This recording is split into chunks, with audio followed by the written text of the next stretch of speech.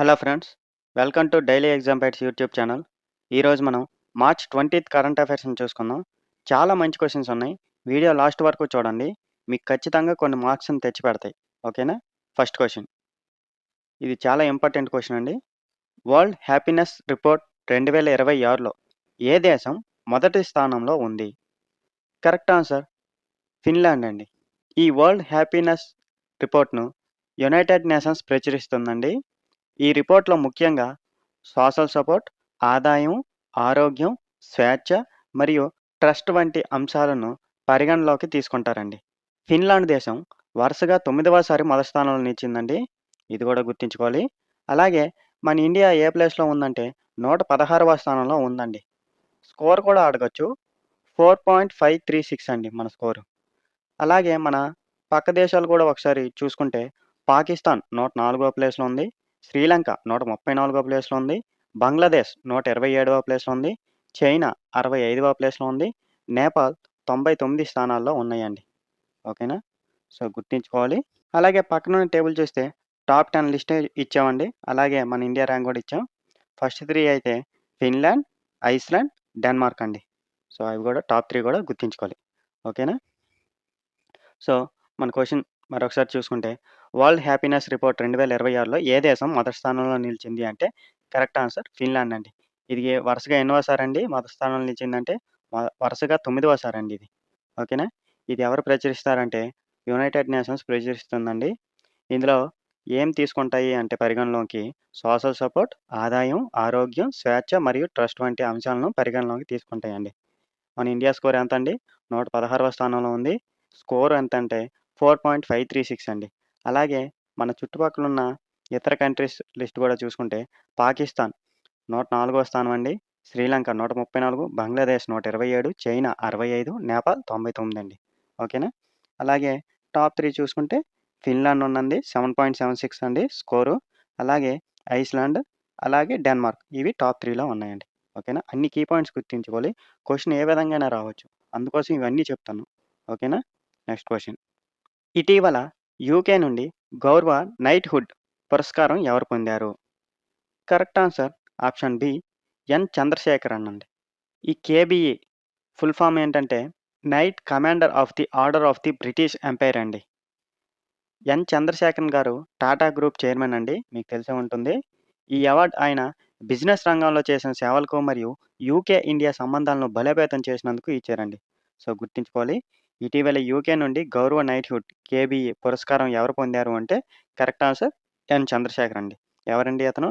ఇతను టాటా గ్రూప్‌కి చైర్మన్‌గా వ్యవహరిస్తున్నారండి.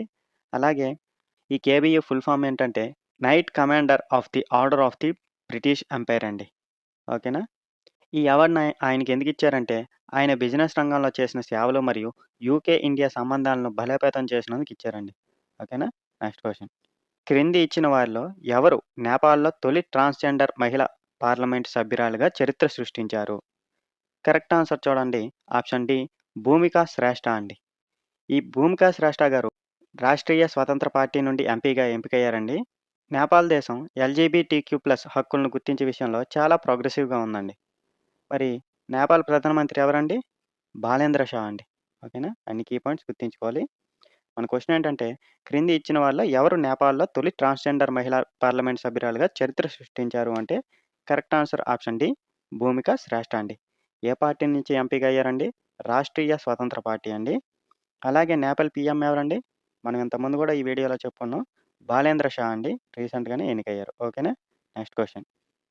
ప్రంబనన్ ఆలయం పునరుద్ధరణలో సాంప్రదాయ పద్ధతులు మరియు ఏఐను ఉపయోగించిన భాగస్వామి ఏ 2 దేశాల మధ్య జరిగింది? కరెక్ట్ ఆన్సర్ చూసుకుంటే ఆప్షన్ ఏ భారత్ మరియు ఇండోనేషియా అండి. ప్రంబనన్ టెంపుల్ ఇండోనేషియాలో ఉన్న యునెస్కో వరల్డ్ హెరిటేజ్ సైట్ అండి ఇది. ఇది ప్రపంచంలోనే అతిపెద్ద హిందూ ఆలయ సముదాయం అండి. దీనిని స్థానికంగా రోరో జోంగ్రాంగ్ అని కూడా పిలుస్తారండి. దీని అర్థం ఏంటంటే సన్నని కన్య ఆలయం అనే అర్థం అండి. ఇది 9వ శతాబ్దంలో సంజయ వంశం నిర్మించిందండి. ఈ ఆలయం బ్రహ్మ, విష్ణు, శివ అనే హిందూ త్రిమూర్తులకు అంకితం చేయబడిందండి. ఓకేనా? సో, గుర్తుంచుకోవాలి. ఆ ఆలయం పేరు కూడా ప్రంబనన్ ఆలయం. పునరుద్ధరణలో సాంప్రదాయ పద్ధతులు మరియు ఏఐను ఉపయోగించిన భాగస్వామ్యం ఏ 2 దేశాల మధ్య జరిగింది అంటే కరెక్ట్ ఆన్సర్ భారత్ మరియు ఇండోనేషియా అండి. అయితే ఈ ఆలయం ఎక్కడుందండి? ఇండోనేషియాలో ఇది ఉందండి. ఇది యునెస్కో వరల్డ్ హెరిటేజ్ సైట్‌గా గుర్తించిందండి. ఇది ప్రపంచంలోనే అతి పెద్ద హిందూ ఆలయ సముదాయం అండి. దీన్ని స్థానికంగా అక్కడ ఏమని పిలుస్తారండి? రోరో జోంగ్ గ్రాంగ్ అని పిలుస్తారండి.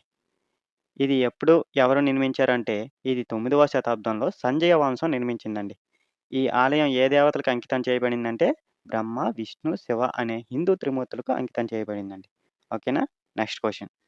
100 సంవత్సరాల పాత షిప్పింగ్ చట్టమైన జోన్స్ యాక్ట్‌ను యునైటెడ్ స్టేట్స్ ఎందుకు నిలిపివేసింది?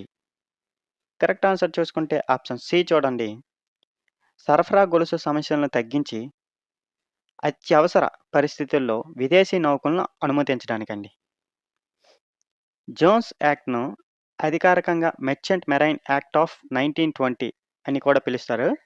ఇది మొదటి ప్రపంచ యుద్ధం తర్వాత ప్రవేశపెట్టబడిందండి. తెలుసు కదా మొదటి ప్రపంచ యుద్ధం ఎప్పుడు జరిగింది?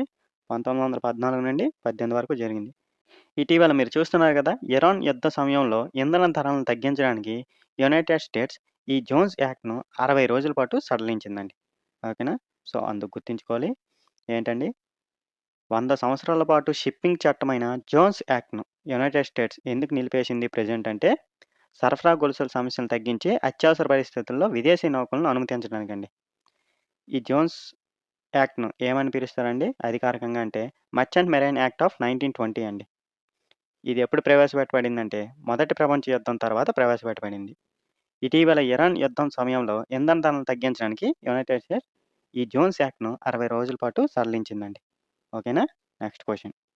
విద్య, ఆరోగ్యం మరియు సామాజిక అభివృద్ధి రంగాల్లో చేసిన సేవలకు గాను భువనేశ్వర్‌లో కేఐఎస్ఎస్ హ్యుమానిటేరియన్ అవార్డ్ 2025 ఎవరు అందుకున్నారు? Correct answer option D Nita Ambani అండి. ఈ award Kalinga Institute of Social Sciences ద్వారా ఇస్తారండి. ఆ కేఐఎస్ఎస్ ఫుల్ ఫామ్ అదేనండి. Kalinga Institute of Social Sciences అండి. నీతా అంబానీ గారు రిలయన్స్ ఫౌండేషన్ చైర్‌పర్సన్‌గా ఉన్నారు. మీకు తెలుసు కదా! విద్య, ఆరోగ్యం మరియు సామాజిక అభివృద్ధి రంగాల్లో చేసిన సేవలకు గాను ఈ అవార్డ్ అందుకున్నారండి ఆమె. సో, మన క్వెషన్ ఏంటంటే, ఈ విద్య, ఆరోగ్యం మరియు సామాజిక అభివృద్ధి రంగాల్లో చేసిన సేవలకు గాను భువనేశ్వర్‌లో కేఐఎస్ఎస్ ఏంటండి దాని full form? Kalinga Institute of Social Sciences అండి. హ్యుమానిటేరియన్ అవార్డ్ 2025లో ఎవరు అందుకున్నారు అంటే నీతా అంబానీ గారండి. ఓకేనా? Next question. యూనియన్ క్యాబినెట్ ఆమోదించిన భవ్య పథకం 2026 యొక్క లక్ష్యం ఏమిటి? కరెక్ట్ ఆన్సర్ ఆప్షన్ డి పారిశ్రామిక పార్కులను అభివృద్ధి చేసి తయారీ రంగాన్ని బలోపేతం చేయడం అండి. ఈ భవ్య అంటే భారత్ ఔద్యోగిక్ వికాస్ యోజన అండి. ఈ పథకం ద్వారా 100 పారిశ్రామిక పార్కులను అభివృద్ధి చేయాలని లక్ష్యంగా పెట్టుకున్నారండి. దీంతో సుమారు 15,00,000 ఉద్యోగాలు కూడా సృష్టించబడతాయని అంచనా వేస్తున్నారండి. సో, గుర్తుంచుకోవాలి. ఈ పథకం పేరు కూడా భవ్య పథకం 2026 యొక్క లక్ష్యం ఏమిటంటే కరెక్ట్ ఆన్సర్ పారిశ్రామిక పార్కులను అభివృద్ధి చేసి తయారీ రంగాన్ని బలోపేతం చేయడం అండి. ఈ భవ్య ఫుల్ ఫామ్ ఏంటండి? భారత్ ఔద్యోగిక్ వికాస్ యోజన అండి. ఈ పథకం ద్వారా మొత్తం ఎన్ని పార్కులను అభివృద్ధి చేయాలని లక్ష్యంగా పెట్టుకున్నారు? 100 పారిశ్రామిక పార్కులు. ఓకేనా? దీంతో సుమారు 15,00,000 మంది ఉద్యోగాలు సృష్టించబడతాయని కూడా అంచనా వేస్తున్నారు. ఓకేనా? Next question. 2026 FIFA World Cup మ్యాచ్‌ల ప్రసారం కోసం ఫిఫా ఏ ప్లాట్‌ఫార్మ్‌తో భాగస్వామ్యం చేసుకుంది? Correct answer option D YouTube అండి. ఈ ఫిఫా వరల్డ్ కప్ అనేది జూన్ 11 నుండి జూలై 19 వరకు జరుగుతుందండి. ఈ వరల్డ్ కప్‌ను యునైటెడ్ స్టేట్స్, కెనడా మరియు మెక్సికోలు కలిసి ఆతిథ్యం ఇస్తున్నాయి. మనం ఇంతకుముందు వీడియోలో కూడా ఈ ఫిఫా వరల్డ్ కప్ గురించి చెప్పుకున్నాం. ఈసారి మొత్తం 48 జట్లు మరియు 104 మ్యాచ్‌లు ఉంటాయండి. ప్రతి మ్యాచ్ మొదటి 10 నిమిషాలు యూట్యూబ్‌లో లైవ్ స్ట్రీమ్ చేస్తారు. ఆ తరువాత ప్రేక్షకులను అధికార బ్రాడ్‌కాస్టర్‌లకు మళ్లిస్తారండి. ఓకేనా? సో, గుర్తుంచుకోవాలి. 2026 ఫిఫా వరల్డ్ కప్ మ్యాచ్‌ల కోసం ఫిఫా ఏ ప్లాట్‌ఫార్మ్‌తో భాగస్వామ్యం చేసుకుంది అంటే కరెక్ట్ ఆన్సర్ యూట్యూబ్ అండి. ఈ ఫిఫా ఎప్పటి నుంచి ఎప్పటి వరకు జరుగుతుందండి? 2026 జూన్ 11 నుండి జూలై 19 వరకు జరుగుతుందండి. ఎవరు ఆతిథ్యం ఇస్తున్నారంటే యునైటెడ్ స్టేట్స్, కెనడా మరియు మెక్సికోలు కలిసి ఆతిథ్యం ఇస్తున్నాయండి. మొత్తం ఎన్ని జట్లండి పాల్గొంటున్నాయి? 48 జట్లు పాల్గొంటున్నాయి మరియు 104 మ్యాచ్‌లు ఆడుతాయండి. అయితే ప్రతి మ్యాచ్ మొదటి 10 నిమిషాలు యూట్యూబ్‌లో లైవ్ స్ట్రీమ్ చేస్తారండి. ఆ తర్వాత ప్రేక్షకులను అధికారిక బ్రాడ్‌కాస్ట్‌లకు మళ్లిస్తారండి. ఓకేనా? Next question. Bharat tribes pest 2026 మార్చి 18న ఎక్కడ ప్రారంభమవుతుంది? కరెక్ట్ ఆన్సర్ న్యూఢిల్లీ అండి. ఈ భారత్ ట్రైబ్స్ ఫెస్ట్ 2026ను ఎవరు ప్రారంభించారు అంటే కేంద్ర మంత్రి జూల్ ఓరాం ప్రారంభించారండి. ఈ ఉత్సవం మార్చి 18 నుండి 30 వరకు జరుగుతుందండి. ఈ ఫెస్ట్‌లో గిరిజన సంస్కృతి, కళలు, హస్తకళలు మరియు సాంప్రదాయాలను ప్రదర్శిస్తారండి.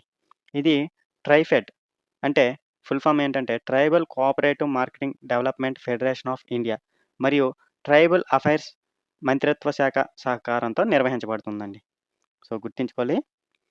భారత్ ట్రైబ్స్ ఫెస్ట్ 2026 మార్చి 18న ఎక్కడ ప్రారంభించారండి? న్యూఢిల్లీలో ప్రారంభించారు. ఎప్పటి నుంచి ఎప్పటి వరకు జరుగుతుందండి ఇది? మార్చి 18 నుండి 30 వరకు జరుగుతుంది.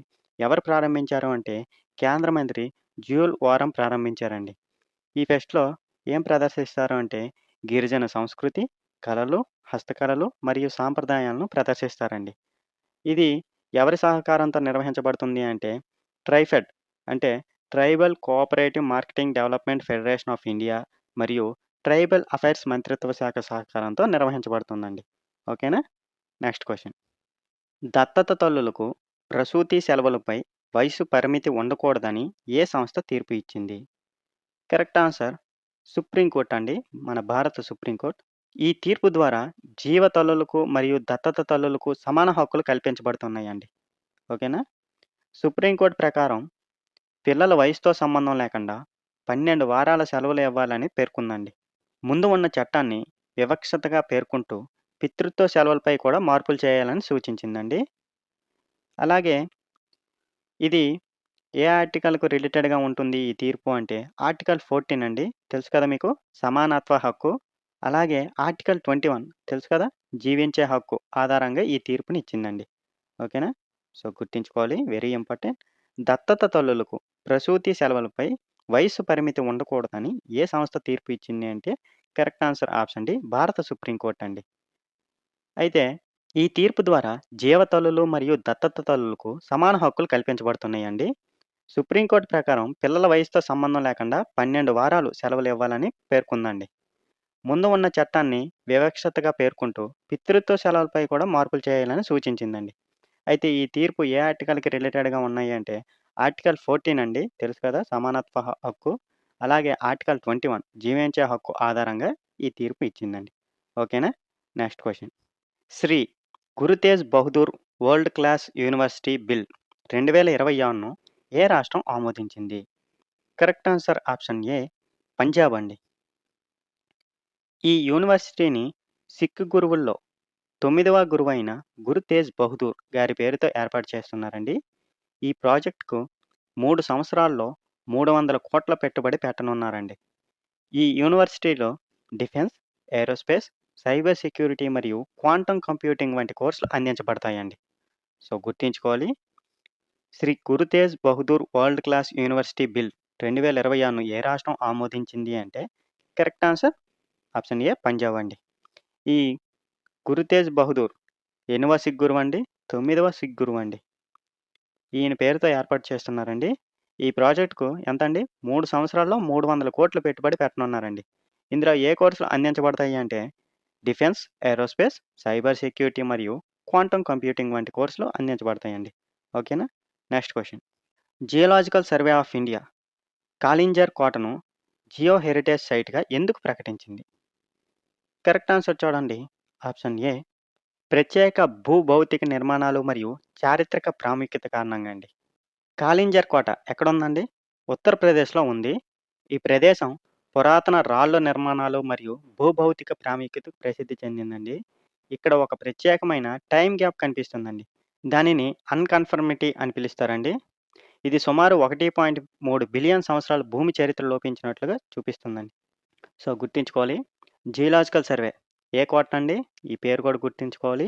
కాలింజర్ కోటను జియో హెరిటేజ్ సైట్‌గా ఎందుకు ప్రకటించింది అంటే కరెక్ట్ ఆన్సర్ అక్కడ ప్రత్యేక భూభౌతిక నిర్మాణాలు మరియు చారిత్రక ప్రాముఖ్యత కారణంగా అండి. ఈ కాలింజర్ కోట ఎక్కడుందండి? ఉత్తరప్రదేశ్‌లో ఉంది. ఈ ప్రదేశం పురాతన రాళ్ళు నిర్మాణాలు మరియు భూభౌతిక ప్రాముఖ్యతకు ప్రసిద్ధి చెందిందండి. ఓకే. ఇక్కడ ఒక ప్రత్యేకమైన టైమ్ గ్యాప్ కూడా కనిపిస్తుందండి. దాన్నే అన్‌కన్ఫర్మిటీ అంటారు. ఇది సుమారు 1.3 బిలియన్ సంవత్సరాలు భూమి చరిత్రలో పెంచినట్లు కూడా చెప్తున్నారు. ఓకేనా?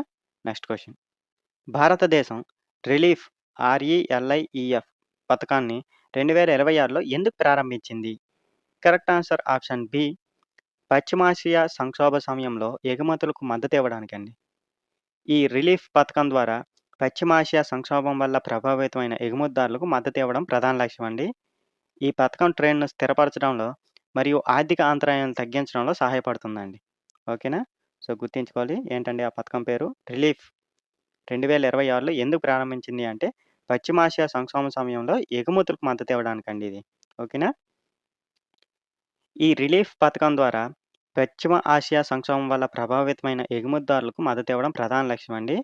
ఈ పథకం ట్రేడ్‌ను స్థిరపరచడంలో మరియు ఆర్థిక అంతరాయాలను తగ్గించడంలో సహాయపడుతుందండి. ఓకేనా? Next question. నేషనల్ పారా అథ్లెటిక్స్ ఛాంపియన్‌షిప్ 2026 ఎక్కడ జరుగుతుంది? Correct answer option A. Kalinga stadium అండి. ఈ కళింగ స్టేడియం ఎక్కడుందండి? భువనేశ్వర్‌లోనే ఉందండి ఇది. ఒడిశా రాష్ట్రం భువనేశ్వర్‌లో ఈ కళింగ స్టేడియం ఉందండి. ఈ ఈవెంట్ ఎప్పటి నుండి ఎప్పటి వరకు జరుగుతుందంటే, మార్చి 19 నుండి మార్చి 21 వరకు జరుగుతుందండి. మొత్తం 1460 కంటే ఎక్కువ అథ్లెట్స్ పాల్గొన్నారు. మొత్తం 145 మెడల్ ఈవెంట్స్ నిర్వహించబడతాయండి. ఒడిశా రాష్ట్రం క్రీడా రంగంలో ఒక ప్రధాన హబ్‌గా ఎదుగుతుందండి. సో, ఇది కూడా గుర్తుంచుకోవాలి. మన క్వెషన్ ఏంటంటే, నేషనల్ పారా అథ్లెటిక్స్ ఛాంపియన్‌షిప్ 2026 ఎక్కడ జరుగుతుంది? కరెక్ట్ ఆన్సర్ ఏంటండి? Option A. కళింగ స్టేడియం అండి. ఎక్కడుందండి ఈ కళింగ స్టేడియం అంటే, ఒడిశా రాష్ట్రంలోని భువనేశ్వర్‌లో ఈ కళింగ స్టేడియం ఉందండి. ఈ ఈవెంట్ ఎప్పటి నుంచి ఎప్పటి వరకు జరుగుతుందంటే, మార్చి 19 నుంచి మార్చి 21 వరకండి. మొత్తం ఎంతమంది అథ్లెట్లు పాల్గొంటున్నారు అంటే, 1460 మందండి. మొత్తం ఎన్ని మెడల్ ఈవెంట్స్ నిర్వహించబడతాయి అంటే, 145 మెడల్ ఈవెంట్స్ నిర్వహించబడతాయండి. ఓకేనా? గుర్తుంచుకోవాలి. Next question. సిఎస్ఐఆర్, ఎన్‌సీఎల్ ప్రకారం ఎల్‌పీజీకు స్థిరమైన ప్రత్యామ్నాయంగా ఏ పదార్థాన్ని గుర్తించారు? అంటే correct answer option B. Dimethyl ether అండి. డైమెథైల్ ఈథర్ ఒక క్లీన్ బర్నింగ్ ఫ్యూయల్ అండి ఇది. అంటే తక్కువ కాలుష్యం కలిగించే ఇంధనం అండి. ఇది పర్యావరణానికి అనుకూలమైన మరియు సస్టైనబుల్ ఎనర్జీ పరిష్కారంగా ఉపయోగించబడుతుంది. అయితే ఎల్‌పీజీలో ప్రధానంగా ఏముంటాయండి? ప్రోపేన్ మరియు బ్యూటేన్‌తో తయారవుతుందండి. ఓకేనా? సిఎస్ఐఆర్, ఎన్‌సీఎల్ ప్రకారం ఎల్‌పీజీకు స్థిరమైన ప్రత్యామ్నాయంగా ఏ పదార్థాన్ని గుర్తించారు అంటే కరెక్ట్ ఆన్సర్ డైమెథైల్ ఈథర్ అండి. ఈ డైమెథైల్ ఈథర్ ఒక క్లీన్ బర్నింగ్ ఫ్యూయల్ అండి. అంటే తక్కువ కాలుష్యం కలిగించే ఇంధనం. ఓకేనా? ఇది పర్యావరణానికి అనుకూలమైన మరియు సస్టైనబుల్ ఎనర్జీ పరిష్కారంగా ఉపయోగించబడుతుంది. అయితే ఎల్‌పీజీలో ప్రధానంగా ఏముంటాయండి? ప్రోపేన్ మరియు బ్యూటేన్‌తో ఇది తయారవుతుంది ఎల్‌పీజీ. ఓకేనా? Next question. Quiz of the day అండి. మనం ఆల్రెడీ ఈ క్వెషన్ గురించి డిస్కస్ చేసాం. ఆన్సర్ తెలిస్తే కింద కామెంట్‌లో చెప్పండి. 100 సంవత్సరాల పాత షిప్పింగ్ చట్టమైన జోన్స్ యాక్ట్‌ను యునైటెడ్ స్టేట్స్ ఎందుకు నిలిపివేసింది? మీ ఆన్సర్‌ని కామెంట్ రూపంలో తెలియజేయండి. ఈ వీడియో మీకు ఉపయోగపడితే లైక్ చేయండి. అలాగే మీ ఫ్రెండ్స్‌కి కూడా షేర్ చేయండి. ఇలాంటి కరెంట్ అఫైర్స్ కోసం మా ఛానల్‌ని సబ్స్క్రైబ్ చేయండి. Thank you for watching.